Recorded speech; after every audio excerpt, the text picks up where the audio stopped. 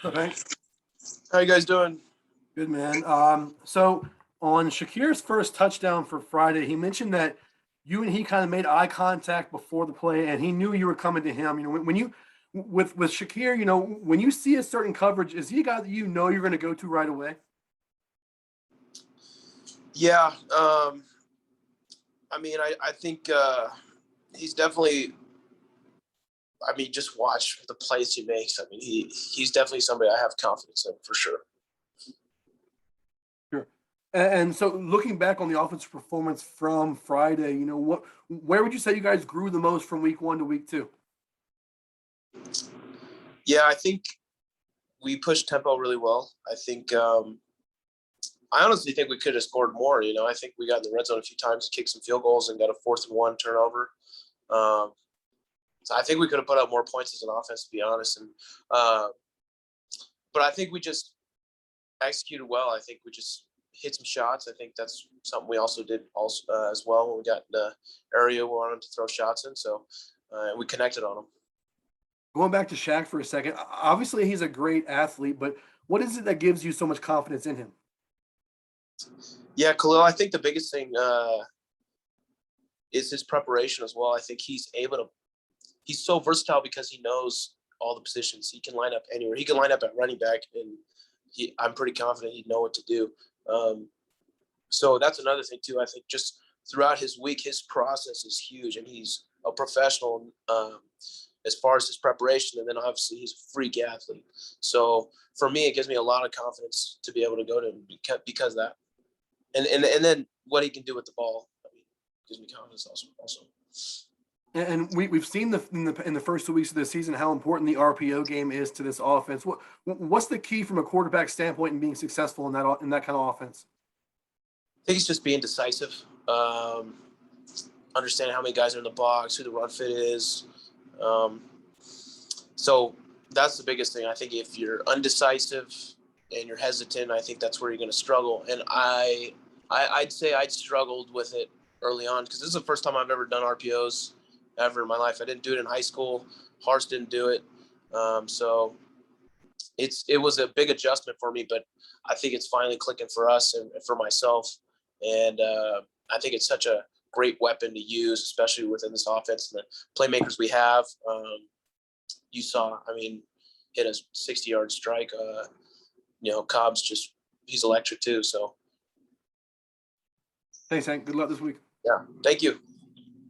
Hank, getting a team like Oklahoma State to come into the blue, first time Big 12 team regular season. Obviously, it doesn't happen a lot to get a Power 5 team to come in here. What kind of opportunity is this for you guys against a team from the Big 12 like this? Yeah, I'm super excited. I think it's a reason why a lot of us came here was to play big games like this out on the blue. And I'm super excited to do it in front of fans. And I think it's going to be a great atmosphere. For the running game, we knew George was on a little bit of a snap count last week. And, just how much do you guys need 100% George Halani to help, get the run game going? I think if we can get all those guys going, including George, I think his first touch was a touchdown. He just has that capability of making guys miss. And I think Coach Plow talks about it, the RPO game is part of the run game, and I think that's also going to help. You heard you made a little money going to a kid's birthday party for an NIL deal. What just have that opportunity now and be able to do that when you have free time or when time, opens up, after the season, whatever. What's that like now to have that opportunity to possibly do that and kind of managing that with everything else going on? Yeah, no, it was cool that the gentleman asked me to head out there for his kid's birthday party. And I had a great time playing football with some kids, so it was fun. I know you're obviously in the middle of a season, but just to have that extra thing going on now where stuff like that's legal to go hang out at a kid's birthday party for an hour, how big of a game changer is that for you and some of these athletes to have even a couple $100 here and there for an hour of your time? Yeah, I think it's great. And I think for me, I think I struggled with handling it a little bit before the season and just making sure that my priorities are straight. I think that's the biggest thing for guys is making sure that football comes first. And I think it is an incredible opportunity. But I think at the end of the day, I think your performance, can equal your value, if that makes sense. Thanks, Hank. Thank you. Good doing, Hank. How you doing? Hank, after the game, we tried to get Khalil Shakir basically to talk about how unreal some of those grabs were he made. And he responded by saying that he appreciated you for trusting him. And then he said that he gave you a shout out as well as the front five. So when it comes to Khalil, how humble is he? Yeah, I mean, that sums him up right there. He's a great guy from Marietta. He's a freak. I mean, he's a really special dude. And he's obviously a captain on this team, and we all respect him. He makes incredible plays, and then, like I said earlier, his process, his preparation is next level as a receiver. And I think what he just said, I mean, those are I don't know how many other guys can make those two catches. I mean, that's super humble. So, I mean, I could have done that right there. Throw it blind sometimes and just make a catch. What goes through your mind when he pulls one of those down? I mean, it's like, oh, okay, let's run down the field and run some more plays. No, I think I went on the side. I said, "Hey, thanks, bud." It's incredible. I'm like, I mean, on the time, yeah, you're like, okay, all right. And then you kind of just digest it afterwards. And you're just like, holy crap. Like, this dude's he's a freak. Hank, you have now had the opportunity to run Tim Plow's offense against two opponents in the last couple of weeks. What is the most challenging in-game thing about it? What is the funnest thing about it? I think there's a lot on my plate. I love it. It's a challenge, though, at the same time. I love it. I think there's a lot on me. And I think the most fun thing about it is being a point guard in the offense. I think when I'm able to distribute the ball and facilitate the ball to so many different guys and just get them going and have them making plays, I think that's when we're at our best. And I think that's when the offense is humming and we're pushing tempo and the defense isn't set and we're just boom here, maybe a shot here, RPO, get a quick run. I think that's when we're at our best. And I just, Coach Plow talks about the quarterback being the conductor of the orchestra. And I mean, that's when I think we're at our best. I think that's when it's the most fun. Excuse me. One more for me. When you say more is on your plate, do you have to spend more time preparing for games, watching film, or is it just more like on you to make decisions? I think it's both. I think I've had a good process in the past of preparation, but I feel like, he talks about a partnership and just for me, I think it's huge for me to just be able to have that relationship with my offensive coordinator and be able to ask him questions and communicate with him and him bounce ideas off of me. I haven't really had that before. So I have to be prepared, for me to be able to answer his questions, instead of being told what to do and going out there. It's different in that aspect that he values my opinion, I think.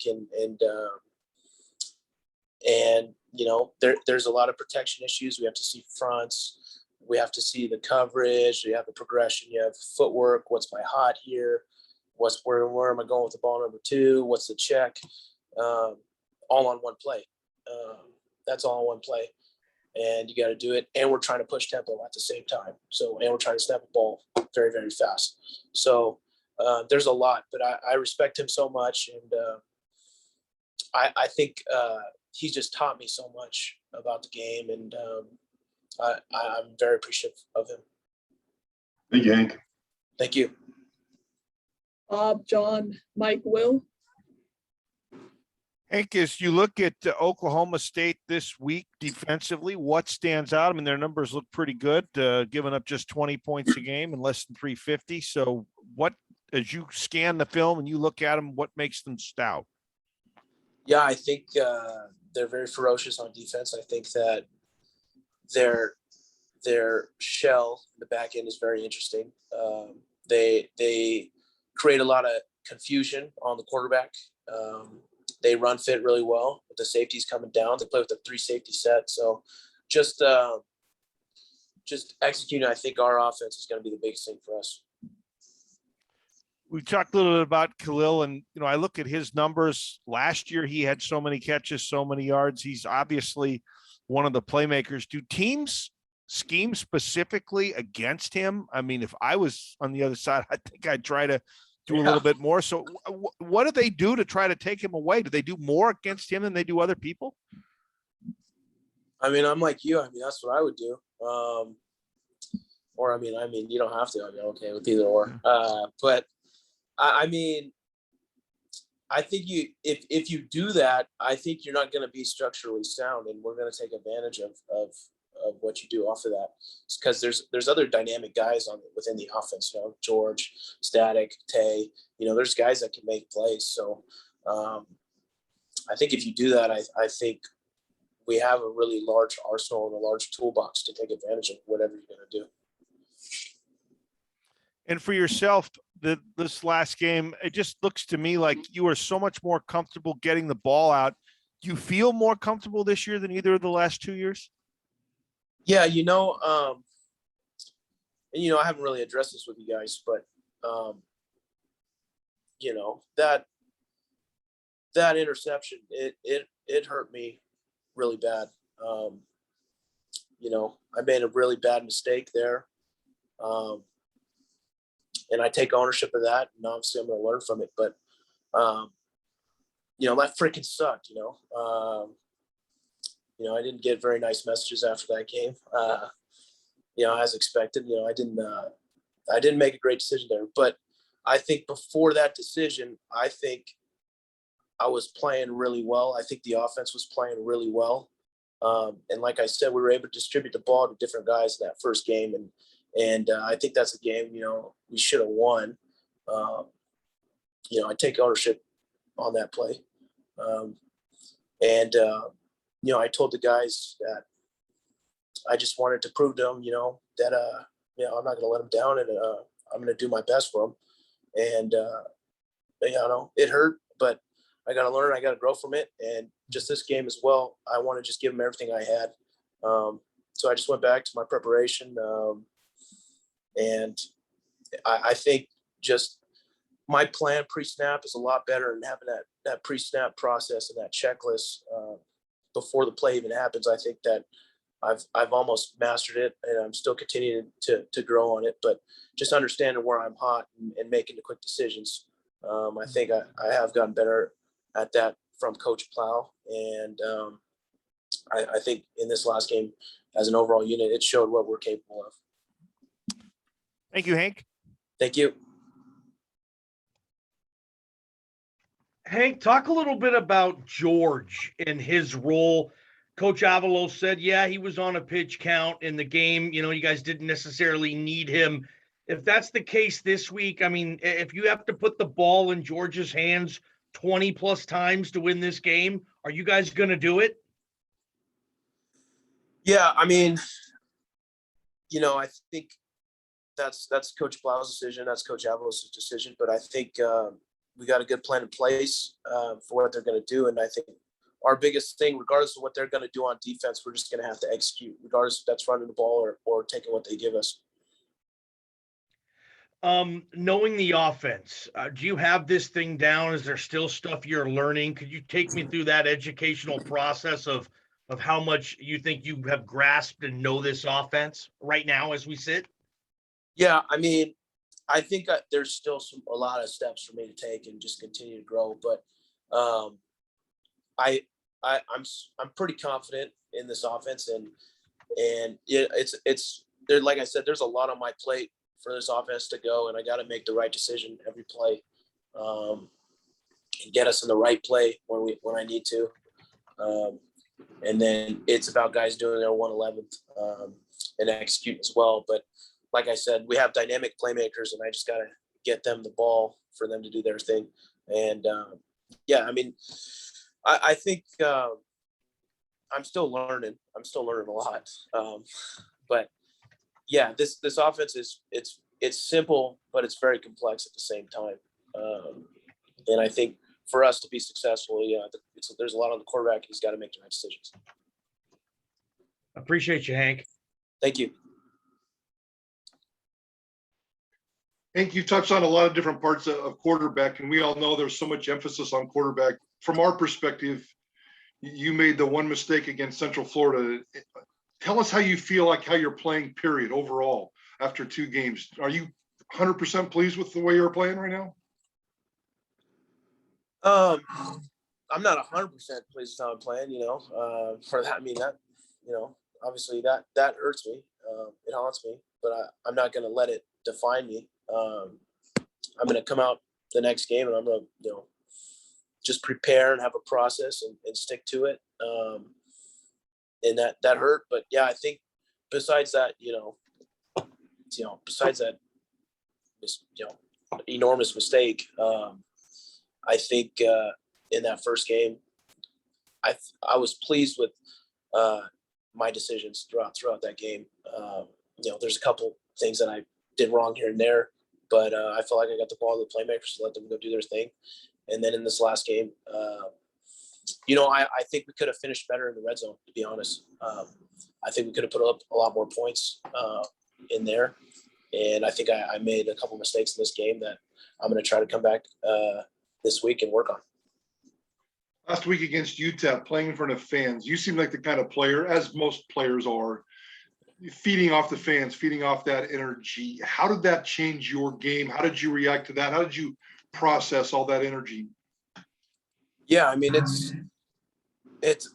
year sucked not playing with fans. I mean, I think that's why a lot of people play is to play in front of a crowd. I mean, I think that energy is special, and I think that's what makes the Blues so intimidating to opponents is the fact that it's such an incredible atmosphere for us. And I don't even know. I think they had a few false starts. It's awesome. That fires me up when we get false starts when we're on defense. It's an awesome atmosphere. It's such a great advantage. You touched on George as well a couple of times. Mentioned the fact that the first time he touched the ball, he had that touchdown. When George touches the ball, no disrespect to your teammates, he looks different. He looks more explosive. How do you put it in your words? How is George different? The way that I would put it is when I hand the ball off to him and I just kind of see what these dudes do, is like sometimes, like, I think the most incredible plays when I'm just watching tape of George or I'm right behind him is when he gets like a gain of 2 when it should have been a loss of 3, if that makes sense. Because he'll do this deal, look at a little shimmy or something like that, and he gets a gain of 1 or 2, and it's just like, Jesus, that should have been a loss of 3. Those are the plays that are pretty incredible to me. Is he just has a low center of gravity, great burst, change of direction. He's got great thick legs, great vision. He can change tempos on his speed and hit the hole when he needs to. He's very dynamic back, and he's one of my close friends, and it's good to have him back. Hank, appreciate your time. Appreciate you. Thank you. Hank, yesterday when we were talking with Tim, describing the Oklahoma State defense, he said it's like Star Wars with guys flying everywhere. How would you describe their defense pre-snap? Yeah, like I said, I think that they're trying to disguise and confuse the quarterback. And yeah, sometimes it's a little tougher to ID what they're doing on defense as far as the front and their shell. So for us, we just have to be on the same page, communicating protections, make sure, we're declaring who we need to declare. And then from a concept perspective, just make sure that, the quarterback's going through his progression and making the right decision. What's the best part of a night game on the Blue when a packed house? It's a packed house. I think, like I said, I it's so much different now than it was last year. Like, I think for everybody, I think that not having like a real game environment, I think it stunk for the fans. I know it stunk for us. And it's just a whole different ballgame. And I think it's just an escape. It's an escape for me. I'm sure it's an escape for fans just to go out there. Last week on a Friday night after, work, you got to work your 9 to 5. You go out there, you have a good time. They're selling beers out there now. I think it's a great atmosphere, and the Blues special for sure. One last one, wanted to follow up. You said the best part of playing in this offense is it's like being a point guard. Going back to your basketball roots, what kind of point guard are you? Who's your favorite point guard in basketball? Oh, Steve Nash is my favorite point guard. Yeah, Steve Nash gets a little lick his fingers and free throw. That's when I was little. Always used to watch Nash. My dad has a basketball background, so I only played basketball until like 8th grade. But yeah, Steve Nash is probably my favorite point guard. I mean, Steph, if you consider him, point guard, shooting guard. He's an incredible shooter. But I think Nash, I remember I watched Nash a couple times live, and I think he would have like 4 points and like 13 assists at like, a Clippers game or something I went to a couple times. And he was just incredible like that. And I think he's dynamic, and he got the ball to his playmakers, and he just made guys better. He had Amari Stoudemire, Joe Johnson. He had some great guys on his team that I think he influenced and made them better. So it's an art for sure, Steve Nash. Thanks, Hank. Thank you. All right, Hank, thank you so much. All right. Good. Yep, you're good. Thank you, guys.